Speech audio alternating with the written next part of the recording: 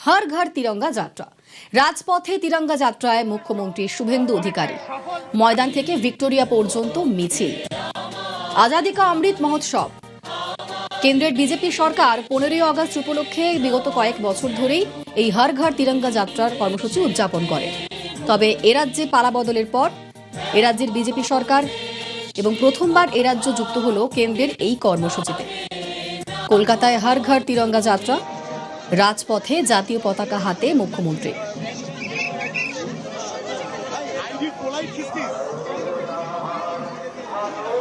পশ্চিমবঙ্গ সরকার সরকারিভাবে মুখ্যমন্ত্রী এবং মুখ্য সচিবের নেতৃত্বে আমরা ভারত সরকারের হর ঘর তিরঙ্গা কর্মসূচিতে এই প্রথম যুক্ত হয়েছি।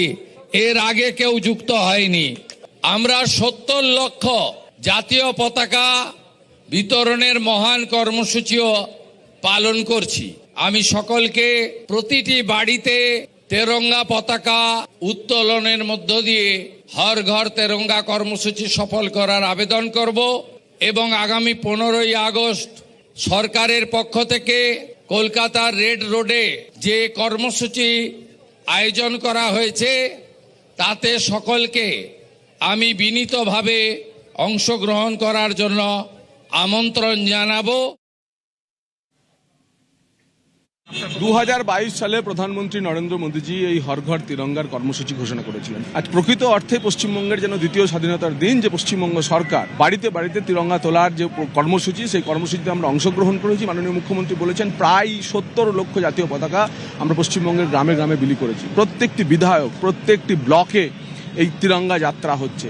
আজ পশ্চিমবঙ্গের মূল মন্ত্র যে জাতীয়তাবোধ, দেশপ্রেম, রাষ্ট্রবাদ, তা প্রমাণিত হয়েছে। তিরঙ্গা যাত্রা করার জন্য সরকারকে হাঁটাতে হয়েছে। বাংলাদেশে বানাবার চক্রান্ত চলছিল, সেই জন্য আজকে পশ্চিমবাংলার রাষ্ট্রবাদী মানুষ খুবই খুশি। তারা সবাই অংশগ্রহণ করছেন। গ্রামে গঞ্জে শহরে তিরঙ্গা যাত্রা চলছে। বিরাট বড় র্যালি হবে এবং 15 তারিখ অবধি চলবে। সব আমরা করতাম সংগঠনের তরফ থেকে, কিন্তু সরকারের কোনো সহযোগিতা ছিল না। কেন্দ্র বিরোধিতা করা, দেশের কোর্ট সংবিধানের বিরোধিতা করা তৎকালীন সরকারের ফ্যাশন ছিল। তো মানুষ সেখান থেকে মুক্তি পেয়ে গেছে। তিরঙ্গা হচ্ছে আমাদের সব থেকে বড় প্রাইড। এটা এতদিন কেন সরকারিভাবে হয়নি, সেটাই হচ্ছে সব থেকে বড় ড্রব্যাক। আমাদের প্রত্যেকের কাঁধে তুলে নিয়ে সেটাকে সেই দায়িত্ব পালন করা উচিত। এর জন্যই হচ্ছে প্রত্যেকটা মানুষের মধ্যে যে এতদিন অ্যাওয়ারনেস ছিল না, that will come right now. 9 তারিখ থেকে 15 তারিখ অবধি এক্সটেন্সিভলি এটা প্রচার করা হবে এবং যাতে জাতীয়তাবোধ মানে নেশন কাম ফার্স্ট এই থিওরিটা যাতে আমাদের প্রত্যেকের মধ্যে এস্টাবলিশড হয়, এটাই হচ্ছে এর পিছনের যে ফিলসফি। শুধু ভারতবর্ষের রাজ্য হিসেবে যেটা প্রধানমন্ত্রীর নির্দেশ অনুযায়ী সেটাই করত, কিন্তু এত বড় করে এত ধুমধাম করে এই তিরঙ্গার সম্মানকে কখনোই দেয়নি আগের সরকার। আমরা লাস্ট 5 ইয়ার্স ধরে এই হর ঘর তিরঙ্গার প্রোগ্রাম করেছি। বিভিন্ন ঘরে ঘরে, প্রত্যেকের ঘরে ঘরে আমরা এই তিরঙ্গার যে সম্মান আমাদের ইয়াং জেনারেশনকে সেটাকে দেখানো হয়েছে, শেখানো হয়েছে। আমাদের এই জাতীয় পতাকার যে মর্যাদা, আমাদের বিজেপি সরকার এবং আমাদের সংঘ পরিবার একটাই কথা বলে, দেশ আগে, তারপর দল, তারপর নিজের জন্য। তো আমাদের প্রধানমন্ত্রী মোদীজি নেতৃত্বে তার জন্য সমস্ত যুব, মহিলা, জনতা পার্টির সমস্ত ওয়ার্কার সবাই আমরা তিরঙ্গাকে নিয়ে সামনে নিয়ে গিয়ে চলেছি। এবং পশ্চিমবাংলায় আমাদের মাননীয় মুখ্যমন্ত্রী শুভেন্দু অধিকারীর নেতৃত্বে এই প্রথমবার তিরঙ্গা যাত্রা হলো। এবার সরকারিভাবে পালন রাখি উৎসব ঘোষণা করলেন মুখ্যমন্ত্রী শুভেন্দু অধিকারী।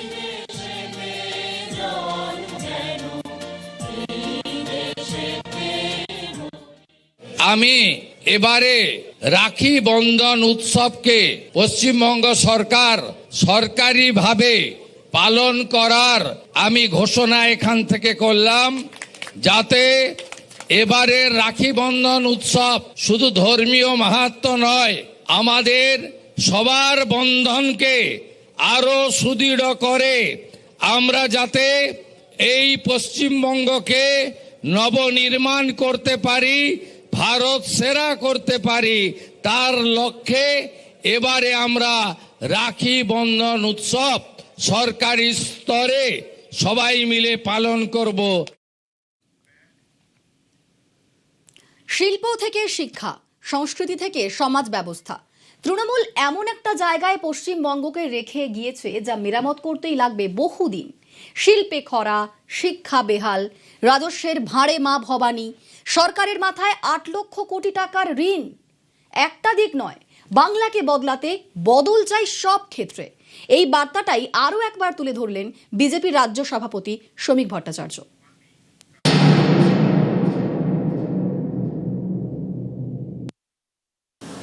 আমি জীবনে কোনোদিন কোনো ব্যবসা করতে পারিনি বা চেষ্টা করিনি, বাড়িতেও কেউ কোনোদিন করেননি। কিন্তু সবচেয়ে আশ্চর্যের বিষয় হলো এইবার পশ্চিমবঙ্গে তথাকথিত পরিবর্তনের পরেই সমস্ত চেম্বার অফ কমার্সের পক্ষ থেকে, সমস্ত উদ্যোগপতিদের পক্ষ থেকে আমাকে বক্তৃতা করবার জন্য ডাকা হচ্ছে এবং অনেক ইনভেস্টার্স আছে, শুধু পশ্চিমবঙ্গে নয়, পশ্চিমবঙ্গের বাইরে তারা আমার বাড়িতে প্রথম আসছেন, তারপরে সেখান থেকে নবান্নে যাচ্ছেন। এটা অত্যন্ত বিপজ্জনক দিক এবং এটাই পশ্চিমবঙ্গের সবচেয়ে বড় একটা দুর্ভাগ্য। কারণ যে কোনো কারণেই হোক একটা মেসেজ চলে গেছে পশ্চিমবঙ্গ এবং পশ্চিমবঙ্গের বাইরে যে পশ্চিমবঙ্গে কোনো সরকার নেই, পশ্চিমবঙ্গে যেটা থাকে সেটা হচ্ছে পার্টি।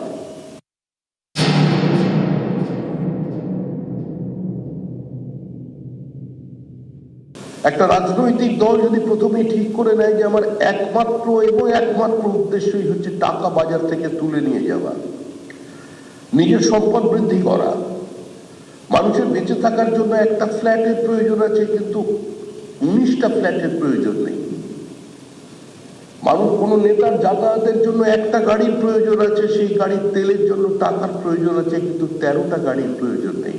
কোন রাজনৈতিক ব্যক্তিত্ব, কোনো এমএলএ এমপি খুব বেশি হলে স্করপিও কিংবা ইনোভা, এর বেশি উঁচুতে গাড়ি চড়ে যেতে পারেন না। পশ্চিমবঙ্গে এই রাজ্যে সেটা যাওয়া সম্ভব নয়। অন্য রাজ্যে BMW চেপে যাওয়া যায়, মার্সিডিজ বেঞ্জ চেপে যাওয়া যায়, অডি চেপে যাওয়া যায়, পশ্চিমবঙ্গে সম্ভব নয়।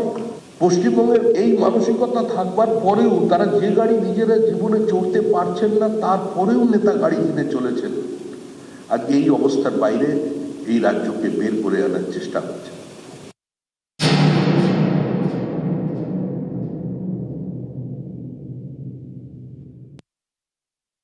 আমরা যারা রাজনৈতিক কর্মী আমরা জানি সরকারের পরিবর্তন হয় কিন্তু বহমানতার পরিবর্তন হয় না। Government is a continuity. আমি যদি বলি যে গত 15 বছর ধরে যেভাবে কার্যত FRBM এর লিমিটকে ভেঙে দিয়ে 1,92,000 কোটি টাকাকে এলিভেট করে স্টেট ডেপ্টকে 8 লক্ষ কোটি টাকায় নিয়ে যাওয়া হয়েছে, এর জন্য আমি দায়ী নয়, আমার সরকার দায়ী নয়, শুভেন্দু অধিকারীর দায়িত্ব নয় এই টাকা পরিশোধ করার, তাহলে কেউ স্বীকার করবে না। কথা বলে তো তৃণমূল সরকার যেটা পশ্চিমবঙ্গ রাজ্য সরকার হয়ে উঠতে পারেনি। আমরা বলেছিলাম আপনারা লেফট ফ্রন্ট গভর্নমেন্ট দেখেছেন, আপনারা তৃণমূল কংগ্রেস গভর্নমেন্ট দেখেছেন, now we are going to provide a government of West Bengal. আমরা পশ্চিমবঙ্গ রাজ্য সরকার তৈরি করতে চাই, বিজেপি সরকার নয়।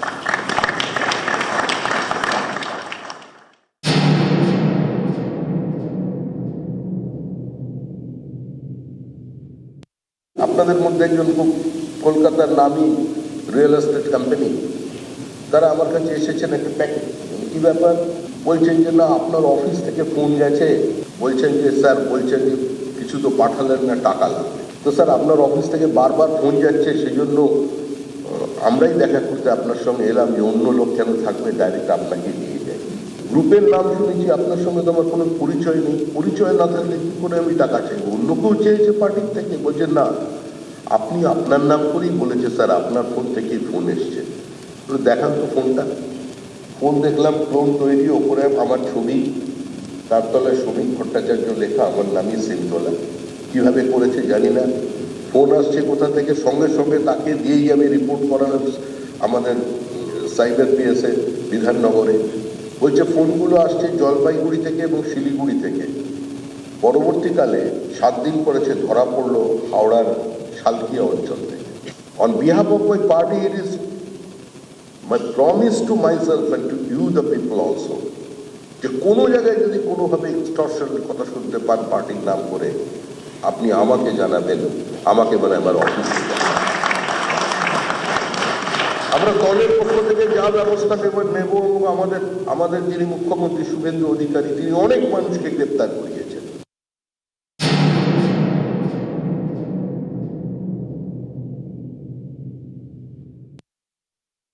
আপনারা যদি মনে করেন পশ্চিমবঙ্গ রাজ্য সরকার এই মুহূর্তে কোনো ভুল পদক্ষেপ নিচ্ছে, আপনারা যদি মনে করেন এমন কোনো পদক্ষেপ নিচ্ছে সেটা শুধুমাত্র আপনাদের স্বার্থ বিরোধী নয়, আপনাদের স্বার্থের সঙ্গে সঙ্গে আপনাদের যে বায়ার্স আছে তাদেরও স্বার্থ বিরোধী কোনো পদক্ষেপ নিচ্ছে, আপনারা চিঠি লিখে জানাবেন, প্রতিবাদ করবেন।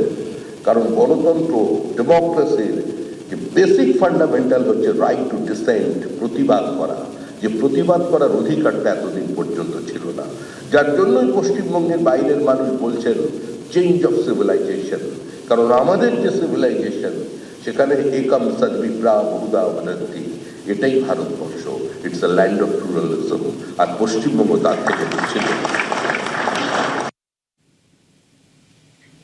একদিকে যখন দলের বিশুদ্ধতা বজায় রাখতে মরিয়া বিজেপির শীর্ষ নেতৃত্ব, ঠিক তখনই আরেক দিকে দেখা যাচ্ছে পুর নগরোন্নয়ন প্রতিমন্ত্রী উমেশ রায়ের সঙ্গে এক ফ্রেমে প্রাক্তন মন্ত্রীর ঘনিষ্ঠ ঠিকাদার। একাধিক অনিয়মে অভিযুক্ত কেন মন্ত্রীর সঙ্গে? এই প্রশ্নেই হাওড়ার উলুবেড়িয়ায় যত কাণ্ড। মন্ত্রী উমেশ রায়ের সঙ্গে কথা কাটাকাটিতে জড়ালেন স্থানীয় বিজেপি নেতারা। আমাকে পারমিশন দিতে হবে, পার্টির কাজ করতে হবে। আরে জালি পৌরসভাকে বেঁচে দিয়ে সেই বাবু সোনা দিয়ে পরিচয় করতে হবে। বিজেপি করে কিনা ওরে আমি উসমানিকে খেয়ে বসে আছে যে আজকে আসুক বাইরে। আপনার বিয়েতে কেন করলেন? কিন্তু খুব বাজে বিষয় করলেন। আর ওই জালিটাকে জানেন, আমি আপনাকে অথেন্টিক এখন ফাইল দেখাবো। কটা আপনার প্লেয়ার হাউসিং ফর অনার বাড়িকে না করে টাকা নিয়েছে। তুমি কি করছো? ওকে কেন আপনি তুমি কি করছো? শুনো, তুমি কি করছো? কথা বলতে গিয়েছিলাম। কথা বলতে যাই দাদা, আমি একটা কথা আপনাকে বলতে, তুমি আমাকে কথা বলার বিষয় নিয়ে তুমি ক্যামেরা নিয়ে ঘুরছো। কার সঙ্গে বসবে সেটা আমার হ্যাঁ বলছি আপনাকে বলছি, ব্যাপারটা বলছি না বলতে গিয়েছিলাম, বাইরে নয়। কিন্তু আপনার বিয়ে তো যেভাবে আমাকে খিলে দিলেন সেটার জন্য আমি যখন বাইরে যেতে দিয়েছি, আমি ভেতরেই বলতে গেছিলাম দাদা। আমাকে কলার ধরে ভেতর থেকে বের করে যাই, ভেতরেই বলতে গেছিলাম। আপনার তিনি ছিলেন, আপনার অফিসার কথা বলতে গেছিলাম দাদা। আমি তো সিনকেট করতে আসিনি। ভিতরে গিয়ে যেভাবে কথা বলেছো কোথায় ভেতরে বলেছি? আমি মালিক আছো? একদম নই, একদম নয়। আপনি আমার আমি জানি আপনি আমার নেতৃত্ব দাদা, আপনি আমার নেতৃত্ব। আমি আপনাকে ভেতরে কথা বলতে গেছিলাম। দেখুন দাদা, আপনাকে প্রথম ভিডিও করতে দিই, আপনাকে ফোন করেছিলাম।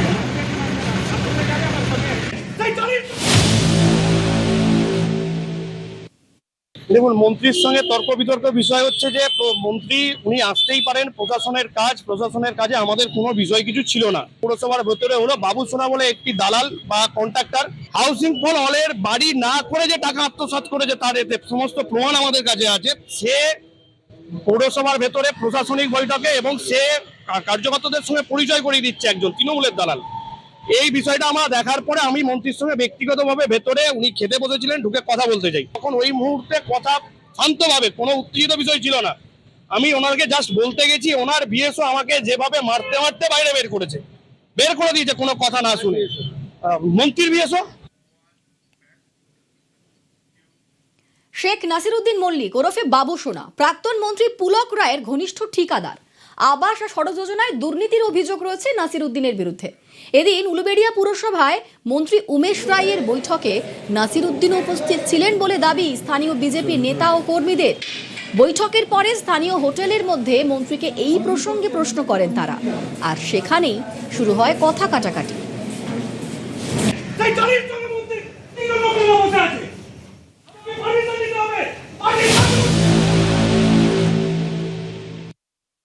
মন্ত্রী হিসাবে কার সঙ্গে আসবেন, কার সঙ্গে বসবেন, এটা আমাদের কোনো আপত্তি নেই। কিন্তু এই জেলায় যারা বিজেপি কার্যকর্তাদের উপর অত্যাচার করেছিল, যে কন্ট্রাক্টরের মদতে তার টাকাতে 2 নম্বরই টাকাতে যে ফুলে ভেবে উঠেছে, সেই দুর্নীতিগ্রস্ত যে ব্যক্তিটা, সেই ব্যক্তি বিজেপির উপর যারা অত্যাচার করেছে তার সঙ্গে কিসের বৈঠক থাকতে পারে, তার সঙ্গে কিসের মিটিং থাকতে পারে, এইটুখানি আমরা শুধু জানতে গেছিলাম। অবশ্যই ঘনিষ্ঠ পিএইচির মন্ত্রী বাবু সোনা ঘনিষ্ঠ। একটা উলুবেড়িয়ায় কান পাতলে শোনা যায় বাবু সোনাকে। কটা প্রমোটিং করে বিল্ডিং করে রেখে দিয়েছে, যেগুলো পিডব্লিউডির জায়গাকে, রোডকে দখল করে, সরকারি জায়গায় দখল করে বিল্ডিং আছে। এদিকে কথা কাটাকাটির সময়কার ছবি তুলতে গেলে সাংবাদিকদের বাধা দেন মন্ত্রীর দেহরক্ষী, আর তা নিয়েও চলছে বিতর্ক।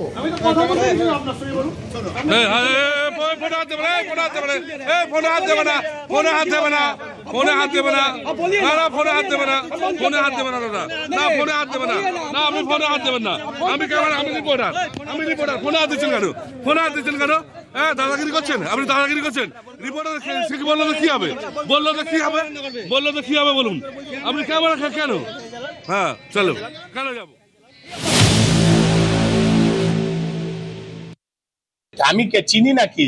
আপনাকে চিনি আমি। আপনি কে ঠিকাদার, কে দালাল, কে চেয়ারম্যান, কে কাউন্সিলর? এই দুর্নীতি রোকার জন্যই নতুন সরকার হয়েছে, আর আমি তার জন্য এসেছি। এখানে যারা দুর্নীতির সঙ্গে যুক্ত আছেন তাদের বিরুদ্ধে কঠোর পদক্ষেপ নেওয়া হবে। যেখানে যেখানে দুর্নীতি হয়েছে নাগরিক পরিষেবাতে সেখানে খতিয়ে দেখব, তদন্ত করব, আর যে ঠিকাদাররা এইভাবে ভুল ভাল টাকা পয়সা নিয়েছে তাদের বিরুদ্ধে কঠোর পদক্ষেপ নেওয়া হবে। তোলাবাজি গুন্ডামির বিরুদ্ধে হুঁশিয়ারি, রং না দেখে পদক্ষেপের নির্দেশ তারকেশ্বরের বিধায়কের। পুলিশকে নির্দেশ বিজেপি বিধায়ক সন্তু পানের।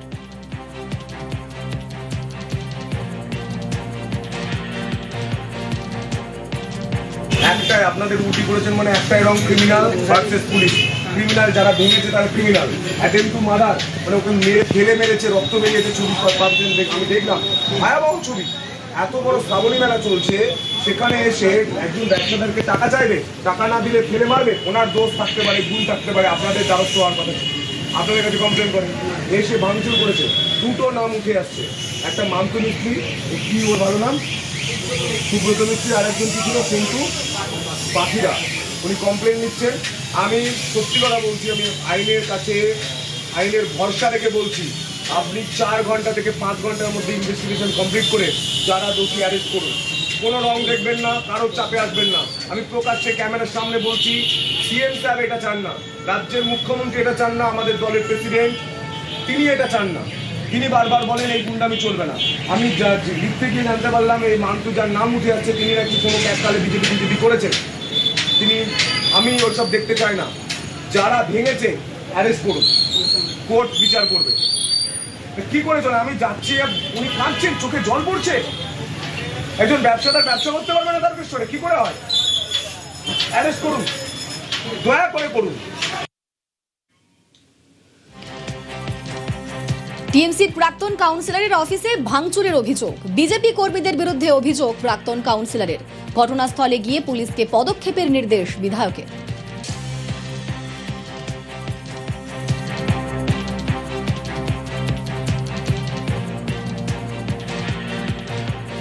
এটা কি আশ্চর্য? এই যে মান্তু মিস্ত্রির নাম নেওয়া হচ্ছে, ওই ছেলেটাকে আমি মাঝে মাঝে দেখেছি, এসে ভাঙচুর করবে, মাকে গালাগাল দেবে এই ব্যবসাদের মাঝে। উনি তৃণমূল করুক, সিপিএম করুক, কংগ্রেস করুক, আমার দেখার দরকার নেই। উনি তারকেশ্বরের বিজনেসম্যান, ওনাকে টাকা চাইবে, টাকা না দিলে দোকান ভাঙচুর করবে। এটা কোন সংস্কৃতি? এই সংস্কৃতির জন্য বিজেপি সরকার আসেনি। আমি সমস্ত ব্যবসাদারদের কাছে বলছি, কাউকে টাকা দেবেন না। আমি পুলিশকে বলেছি, অভিযোগ পেয়েছেন অ্যারেস্ট করুন, কাউকে দেখবেন না। ভেবেছে তৃণমূল যা করেছে, সিপিএম যা করেছে, কংগ্রেস যা করেছে, এই সংস্কৃতি চলবে না। গত শুক্রবার দিন আমাকে অফিস থেকে বার করে মারার একটা পরিকল্পনা ছিল, এবং তা না করতে পেরে আমার অফিসের এই কাজ ভাঙাভাঙি করলো। এবং যাই হোক, বিধায়ক সাহেব খবর পেয়ে যে এসেছেন, ওনাকে সাধুবাদ জানাচ্ছি। উনি আশ্বাস দিয়ে গেছেন যে পুনরায় এই ঘটনা আর হবে না, আপনারা নিশ্চিন্তে করুন। এবিভিপির ছাত্র সংসদ নির্বাচনের প্রস্তুতি শুরু। কলেজ বিশ্ববিদ্যালয়ে ছাত্র ভোটের প্রস্তুতি এবিভিপির। জেলায় জেলায় অখিল ভারতীয় বিদ্যার্থী পরিষদের বৈঠক। এই সপ্তাহে উচ্চশিক্ষামন্ত্রীর সঙ্গে এবিভিপির সাক্ষাৎ। এবিভিপির ছাত্র সংসদ নির্বাচনের প্রস্তুতি শুরু। কলেজ বিশ্ববিদ্যালয়ে ছাত্র ভোটের প্রস্তুতি এবিভিপির। জেলায় জেলায় অখিল ভারতীয় বিদ্যার্থী পরিষদের বৈঠক। আর এই সপ্তাহেই উচ্চশিক্ষামন্ত্রীর সঙ্গে এবিভিপির সাক্ষাৎ।